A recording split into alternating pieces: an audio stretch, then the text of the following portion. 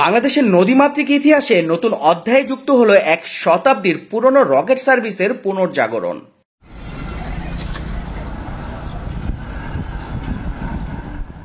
1928 সালে নির্মিত দুই প্যাডেল চালিত রকেট পিএস মাসুদ 19 বছর পর আবার নৌপথে ফিরেছে যাত্রী নিয়ে।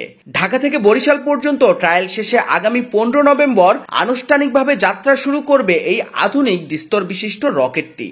নৌপরিবহন মন্ত্রণালয়ের তথ্য অনুযায়ী প্রায় এক শতাব্দী আগে কলকাতায় তৈরি হয় 4টি Rocket, PS Masud, Lepcha, Tern ও গাজী। দশকের পর দশক এগুলো ঢাকা, বরিশাল, ঝালকাঠি, পিরোজপুর, বাগেরহাট ও খুলনা জেলায় যাত্রী পরিবহনের ঐতিহ্য বহন করেছে। তবে দুর্নীতি, অনিয়মের কারণে রকেট সার্ভিস আর্থিকভাবে লাভজনক হতে পারেনি। স্থানীয় যাত্রীরা মনে করেন অনলাইন টিকিট বুকিং চালু হলে ও স্বচ্ছ ব্যবস্থাপনা গড়ে তুললে আবারও এই রকেট সার্ভিস জনপ্রিয় হতে পারে।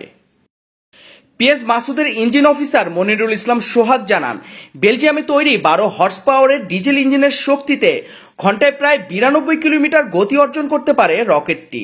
আগে এটি কয়লা চালিত ছিল। 1983 সালে রূপান্তর করা হয় ডিজেল চালিত ব্যবস্থায়।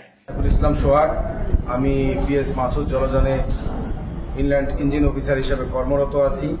আমরা এখন পর্যন্ত শুনতে পাচ্ছি যে আগামী 15 তারিখে পিএস মাসুদ জলযানটি ঢাকা বরিশাল রুটে দেওয়া হবে। এখন পর্যন্ত আমরা তাই জানি, এটা ডেট পরিবর্তন হবে কিনা সেটা আমরা এখন পর্যন্ত জানি না। এটা 15 তারিখ পর্যন্ত আমরা এখন পর্যন্ত জানতেছি যে 15 তারিখে এটা ঢাকা বরিশাল রুটে চলবে। সার্বিক যত যন্ত্রাংশ আছে এইবার ওভারহোলিং করা হয়েছে, মেইন ইঞ্জিন ওভারহোলিং করা হয়েছে, জেনারেটর ইঞ্জিন ওভারহোলিং করা হয়েছে।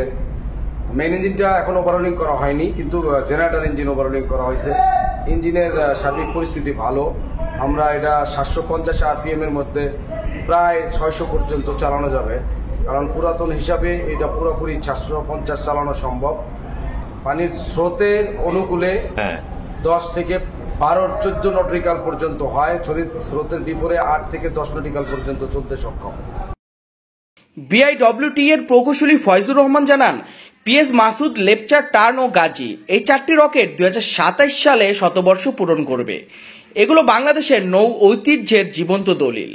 শতবর্ষ পূর্তির এই সময়টিতে রকেট সার্ভিস শুধু পরিবহন নয়, ইতিহাস ও ঐতিহ্যের প্রতীক হয়ে উঠেছে। পুরনো কাঠামো, মজবুত নির্মাণ ও আধুনিক সংস্কারের মেলবন্ধনে বাংলাদেশ আবারও ফিরছে তার নদীযাত্রায় সোনালী অতীতে।